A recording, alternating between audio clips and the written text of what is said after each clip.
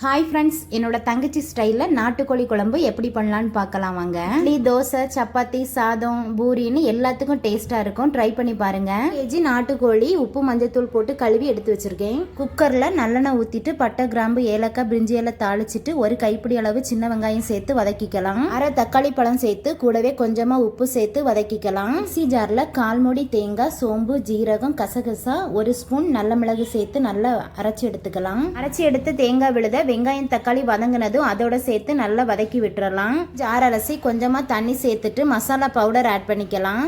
1 spoon மிளகாய்த்தூள், 1/2 spoon மல்லித்தூள், 1/4 spoon மஞ்சத்தூள் சேர்த்து நல்லா மிக்ஸ் பண்ணி விட்டுட்டு க்ளீன் பண்ணி வச்சிருக்க நாட்டுக்கோழியும் சேர்த்து அந்த மசாலாவோட நல்லா மிக்ஸ் பண்ணி விட்டுறலாம். மிளகாய்த்தூள் சின்ன ஸ்பூனுக்கு 1 ஸ்பூன் போட்டா போதும். நல்ல மிளகோட காரம் தான் இதுல அதிகமா இருக்கும். நாட்டுக்கோழி வேகிற அளவுக்கு தண்ணி ஊற்றி தேவையான அளவு உப்பு சேர்த்து மிக்ஸ் பண்ணிட்டு குக்கரை க்ளோஸ் பண்ணி 3 விசில் வச்சு எடுத்தா சூப்பரா நாட்டுக்கோழி குழம்பு ரெடி ஆயிரும். குக்கரை ஓப்பன் பண்ணி ஃபைனலா மல்லியெல்லாம் தூவி மிக்ஸ் பண்ணிட்டீங்கன்னா சூப்பரா இருக்கும். டேஸ்ட் ட்ரை பண்ணி பாருங்க.